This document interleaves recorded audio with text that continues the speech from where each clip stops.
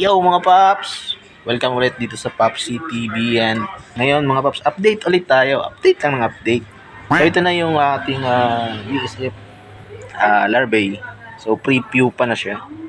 So pagka ganito mga paps na medyo nagda-dark na yung kulay niya ay hindi na to masyadong kumakain. So sapat na yung nakain nila para sa pagiging pupa nila. So magiging pupa to mga paps pagka dark na siya. Pupa na yon, hindi na siya gagalaw at waiting na lang para maging fly siya. So itong kinuha natin na ilan, so ilalagay natin to dun sa ating cage na maliliit yung butas, parang kulambo siya, para hindi makalipad yung ating mga fly pag naging fly na to, at doon na sila magbi-breed. So doon na tayo kukuha ng itlog at panibagong cycle ulit ng ating BSF. So yan mga paps. Yung isa medyo itim na. So pagka dark na yung pagkakaitim niya mga paps, hindi na yan gagalaw. Para siyang kung sa ano ano tawag yan? Pupa na nga. Kumbaga sa paro-paro, parang ano ng paro-paro, yung anong tawag doon? Cocoon. Pero dito pupa.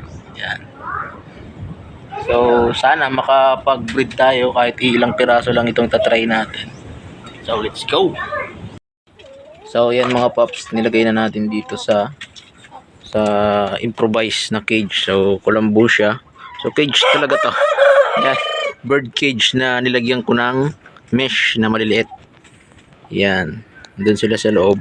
So meron pa naman tayong ibang batch nito mga paps. Ito lang yung pinakauna. Ito yung pinakauna nating batch. Yan lang yung nakuha natin.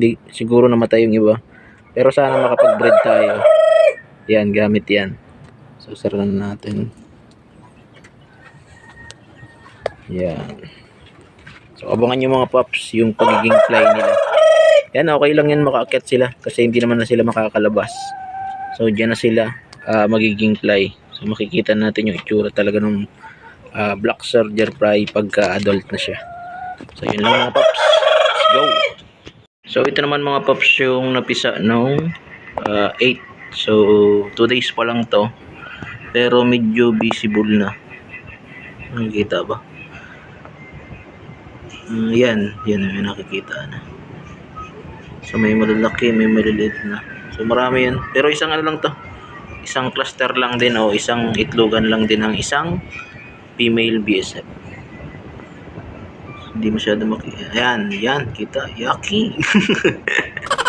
So marami tayong itatry mga paps. So sa ngayon ay magpaparami muna tayo bago tayo magpakain sa ating mga manok.